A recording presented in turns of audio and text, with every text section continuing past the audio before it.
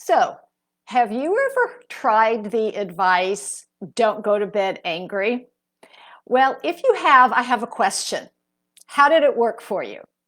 Because quite frankly, I think it's bad marriage advice. So, I'm Leslie Dories, your marriage coach, creator of the Hero Husband Project, and founder of Foundations Coaching. And I am tackling bad marriage advice. And the actual advice of don't go to bed angry is really in and of itself not a problem, because if you've ever been upset or tried to sleep when something's bothering you, you probably know it doesn't work really well. But what people do, or how people take the advice of don't go to bed angry, means continue to have the conversation and hash it out until you reach a conclusion. And as I said before, how's that working for you? Most of the time, it just makes matters worse, because not only are you angry, but you're tired too. And when you're both tired and upset, it's really hard to listen. And it's also really hard to maintain your composure and not get angrier. And so if you're tired and angry and just getting angrier and you're not listening to your partner, you're actually doing more damage to your marriage. So the idea of not going to bed angry is great. The focus is where the problem is. So if you know this doesn't work for you, if this is a pattern in your relationship and you want some help, I invite you to get in touch. Send me an email, put a message down in the comment section below, and I'll get in touch with you. But the truth of the matter is that yes,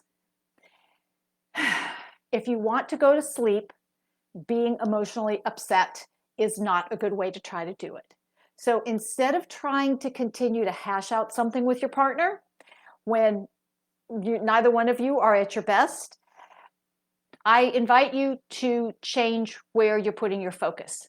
I invite you to actually just deal with your own emotional upset, to do what you need to do to address your anger internally. So one of the things I suggest is to actually write down what it was that happened that got you so upset. In other words, what triggered your anger? Was it something your partner said? Was it something your partner did?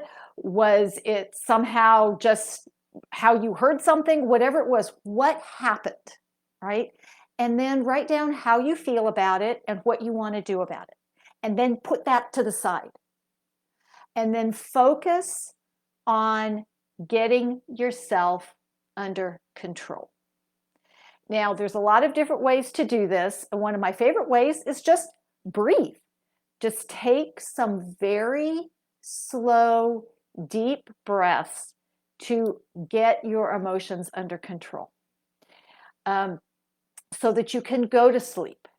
Sometimes you might be so upset that you actually need to do something to take your mind off of what got you upset in the first place.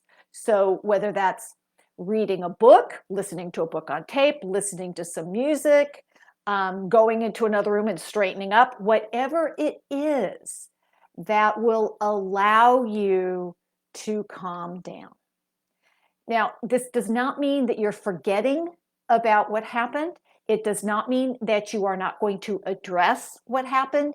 It just means that you're going to do it in a way that sets you up for success and your marriage to be in a better place. Because when you try to fight, when you try to continue to have a conversation, when you're tired and upset, you're going to say things, you're going to do things, your partner's going to say things, they're going to do things that you cannot unsay and undo. The only time in the 37 years that my husband, almost 37 years that my husband and I have been together, that we have slept apart because of anger was because I did not follow one of my very, very, very hard, fast rules, which is do not have a serious conversation with your partner after 8 o'clock at night. And in actuality, it wasn't even really a serious conversation. It was just there was just a little bit of an interaction that did not go well. And instead of following my own advice, I actually got up and went and slept in another room. Only once in 37 years. I think that's a pretty good track record. So I think I probably know what I'm talking about. So this is, it's very common.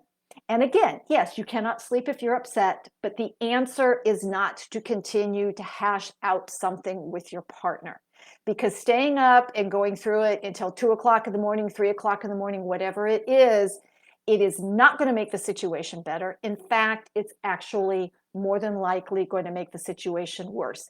And if you have done this, if you've had attempted to follow this advice, then you probably know what I'm talking about. If I'm wrong, and if it actually works for you, then please let me know, because I'd really love some anecdotal evidence to the contrary.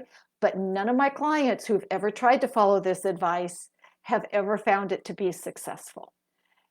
And so I invite you, if this is a pattern in your relationship and you want to know how to stop it, I invite you to get in touch. If there's another piece of marriage advice that you've received or that you've heard that you think is a little crazy, share it with me and I will address it. Hopefully you found this helpful. You can send me an email at leslie@foundationscoachingnc.com. You can put a comment down below, which I'd love to hear from you.